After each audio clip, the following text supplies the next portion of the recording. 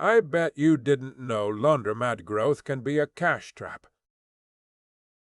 You add washers, you get more customers, and still cash feels thin.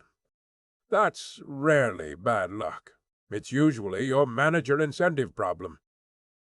Most owners reward volume, then wonder why profit never compounds. Here's the ugly truth. Growth can be manufactured with your payout rules. If the bonus is based on transactions, labor quietly becomes your enemy. More transactions means more people on site, more fixing, more help. And if you pay for volume, they'll schedule like every hour is rush hour.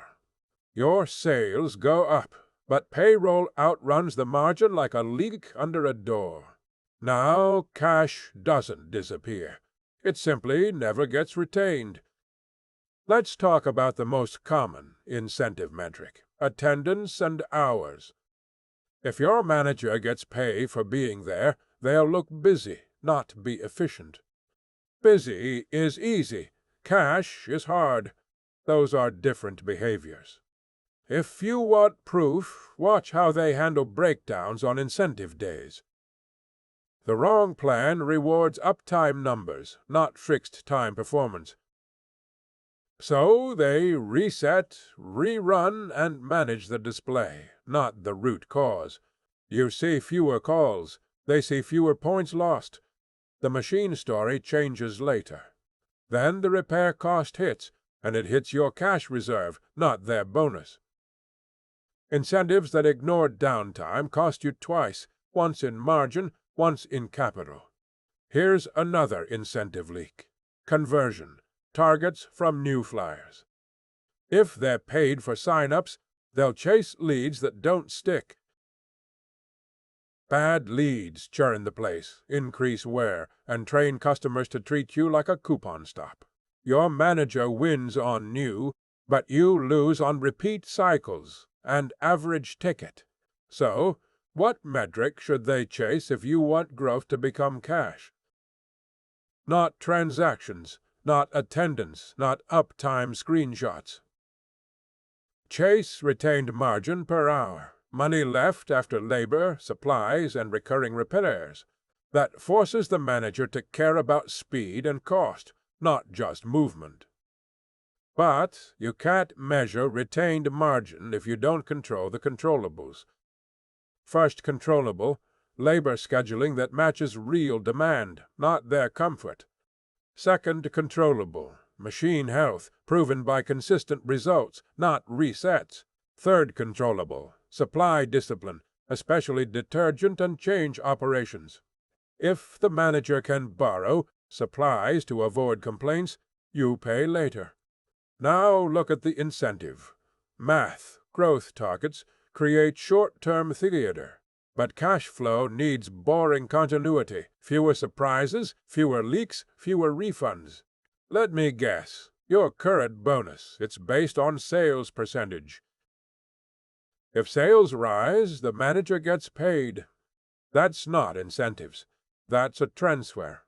You're paying them for customer demand you didn't create at their shift. In that setup, they optimize the easiest levers, make it look full.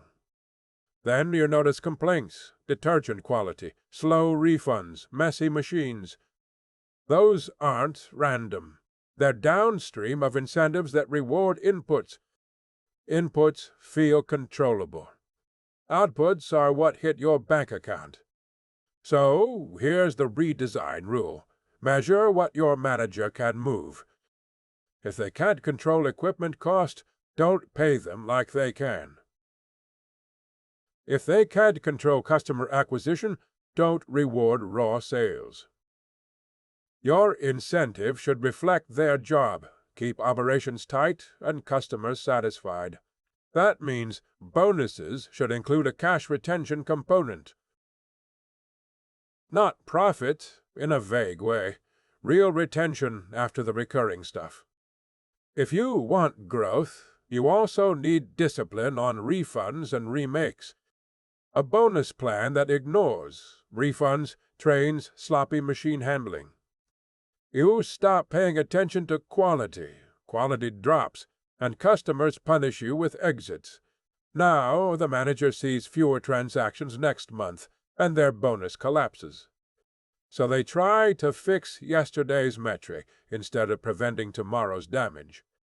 That's the incentive cycle. Chase the score. Ignore the system.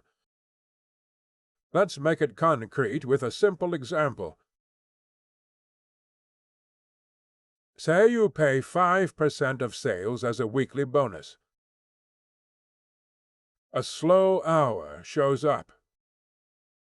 The manager adds 2 labor hours to keep people inside. Sales tick up a bit. Bonus ticks up. Everyone thinks it worked, but payroll ate more margin than those extra sales created.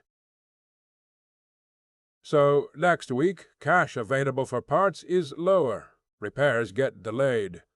Machine performance drops. Complaints rise. Now sales actually fall. The manager blames marketing. You blame them. But the incentive caused the drift. That's the manager incentive problem. It makes good intentions lose cash. So, how do you stop it without micromanaging every minute? Use a balanced scorecard. Cash retention plus customer experience plus machine reliability. Cash retention limits reckless labor and supply waste.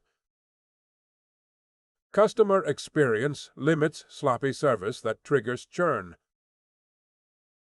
Machine reliability limits the reset and rerun game. Now the manager's best move is also the owner's best move. One more thing. Pay on trailing results, not daily theater. If you pay weekly on current sales, the incentive will always chase current outcomes. Delay the measurement by a couple weeks, so repairs and refunds show up in time. Then the manager gets paid for sustainable improvements, not quick fixes.